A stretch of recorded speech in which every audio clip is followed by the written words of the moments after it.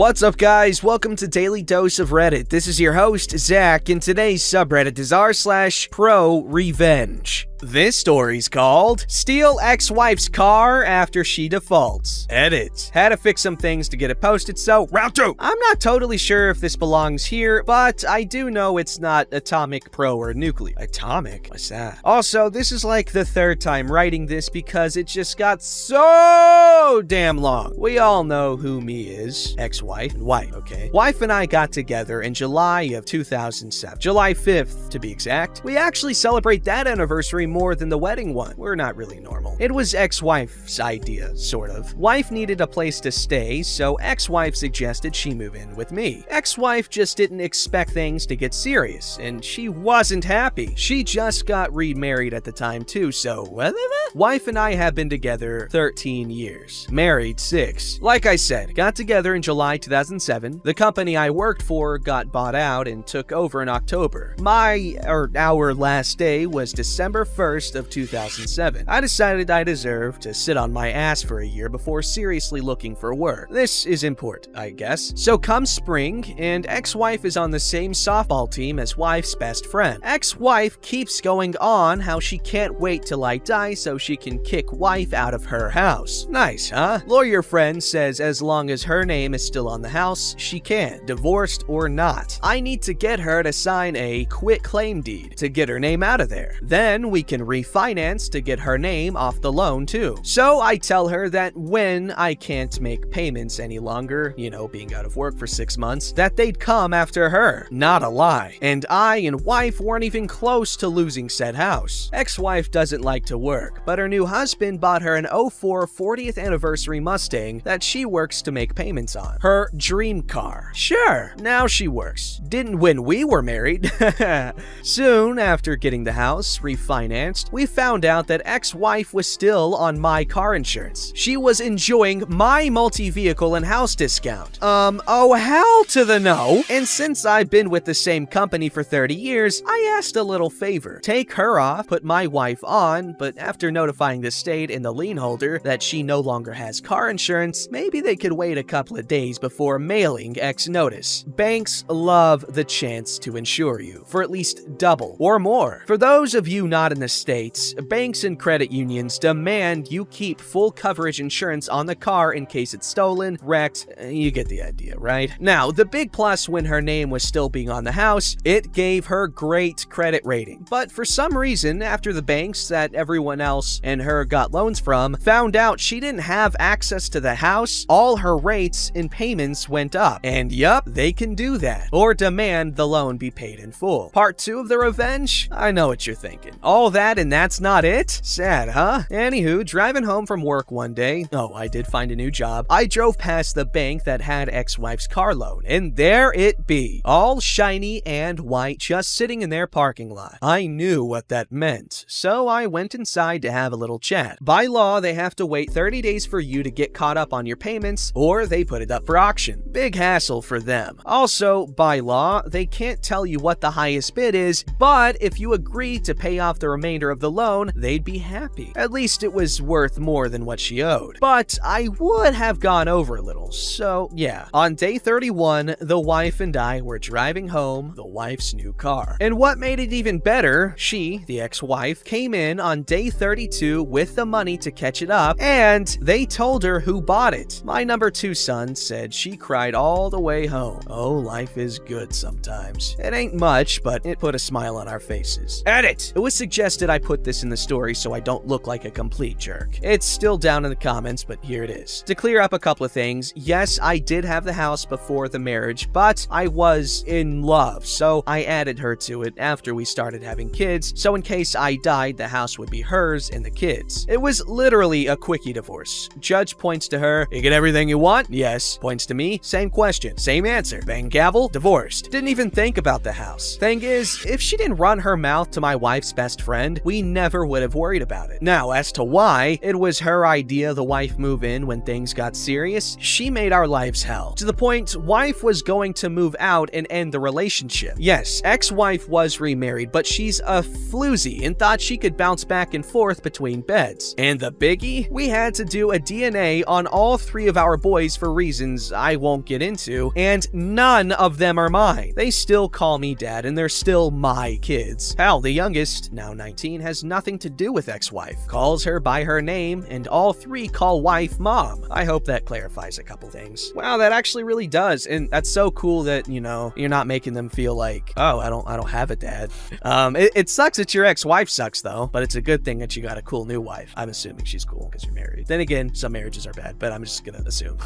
This story's called Evil Cheerleader Gets Shown What Evil Truly Is. So I was reminded of this when an old school buddy found me on Facebook the other day. I apologize for the length of this story and will put a teal deer at the end. Now, before I became a friendly cookie-loving teddy bear, I was a thin, mean, little theater goth who got into frequent fights. It's what happens when you're black, nerdy, and gay while growing up in rural Virginia. I especially could not stand it when people pick on my friends. In comes the evil cheerleader. We'll call her B. Now, some of you might be rolling your eyes at this. Evil cheerleader? Oh no, what a terrible cliche. But our school was a little different. You see, she was the only evil cheerleader. The rest of the team was super nice and did a lot of inter-school outreach. Anyway, B liked to stomp through the hallways like she owned the place and would viciously bully anyone who looked at her wrong. Naturally, my confrontational ass would stare at her like she was a bug every time I saw her. Up to that point, she'd only had beef with me. We'd trade insults, she'd start a rumor about me, I'd pour soda on her hair, that sort of thing. Then she saw me with one of my shy theater friends who we'll call K. I was more than B's match, so instead, she chose to go after K. K was such a wonderful human. Never said a bad word about anyone, was always willing to help people, and she made the best s'mores cookies. K also had the unfortunate habit of just letting people treat her however they wanted and not saying anything about it. So imagine my sheer fury when I see B slamming K against the locker by her hair, calling her the N-word. You want to try to bully me? Fine. You want to call me outside my name? Fine. What you will not do is come after my friends with racism and violence. Not today, baby girl. I immediately ran over and slapped B as hard as I could. Now, due to my height and ethnicity, I've been taught that I shouldn't start physical altercations with women as it never looks good. I cared just enough to not deck that cooter. As B was picking her face off the floor, she thought it would be a good idea to double down on the racism. All you N-words are wife beaters! Come again? I slapped you because you were hurting my friend. What the hell is wrong with you? She stole something from me like the dirty monkey she is! Again, what the hell is wrong with you? Her insults really weren't making any sense. Looking back, I think she was just trying to say the most racially offensive things she could think of without any real consideration of reality, which is just terrible roasting technique. You know what? I have less than 0 craps to give you right now. You come near my friends again, and I will literally snatch your uterus out with my bare hands. We'll see what my boyfriend says about that. Oh no, not your boyfriend.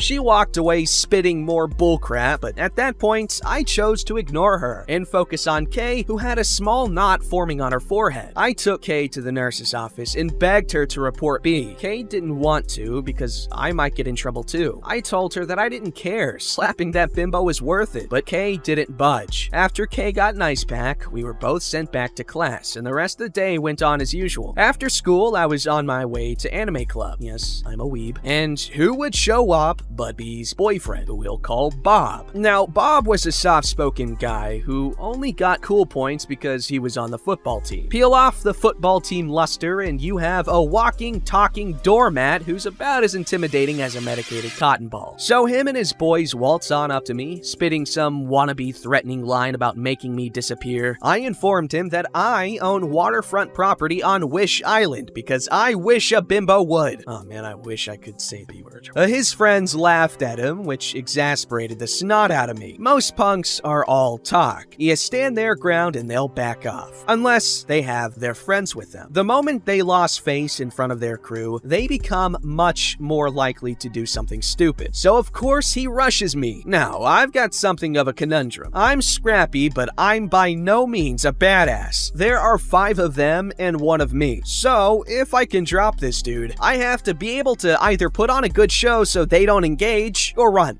Considering I was extra as flip-flop, I decided to put on a show. I use Bob's momentum and I slam him into a nearby locker, putting my forearm on his throat. Now, I don't remember what threat I whispered to Bob, but I'm gonna assume it was effective because he went still. Now, what I do remember was what happened next. Now, due to how I was holding him against the locker, our bodies were pretty close. Too close. Because I felt something press against my thigh. Now, I'm thinking it's a weapon or a phone or something. Nope, it was his erection. Homeboy was aroused. Why? No clue. All I do know was that things had gotten really awkward. I let him go and hightailed it out of there because I'm equal parts what the fuck? And did that really just happen? During anime club, I told Kay all about what happened. She laughed because of course she did, but then a look crept in her eye. It was this devious little smirk that I had never seen up until that point. She looked at me and told me that if we wanted to, we could use this to teach B a lesson. I'm thinking she meant like a rumor, using this to insult her, but no. Kay had something far worse in mind. It's true what they say about the quiet ones. So after a few days and some additional planning, it was time to put our revenge into motion. I found Bob and asked to speak with him privately, so we went into the spare classroom that the school never really uses. After some back and forth, Bob confirmed that he was bisexual. Some cringe-worthy flirting later, Bob and I are making out, all according to plan. B would walk in, see us, and be humiliated. Now, I do want to mention that hindsight is 2020. We were teenagers and we really didn't understand how problematic this plan was on a social scale. B deserves some karmic justice, but this really shouldn't have been it. That being said, Bob was an eager beaver. He didn't stop at just making out. Yeah, went down south if you catch my meaning. Me being homosexual and admittedly starved for a little attention, really didn't see any reason to stop him. So when Kay led B into the room, she got to see Bob's head, well, bobbing.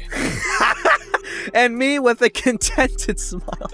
A smile on my face. Okay. Now, to B's credit, she was not homophobic towards Bob in any way. In that highly problematic situation, she had plenty of opportunity. She was, however, furious at him for cheating on her with one of her sworn enemies, and an N-word to boot. She screamed at him for almost 15 minutes before a teacher had come by and demanded that we head to class. Later, B found me at lunch and called a ceasefire of sorts. She agreed to only target me if I agreed to stay away from Bob. I agree, knowing full well that Bob was coming over to my house that afternoon. B and I would continue to antagonize each other until I moved away, but it was never as severe. In some ways, I think we kinda broke her confidence a little. Oh well, don't be a racist cooter and people won't want to get back at you.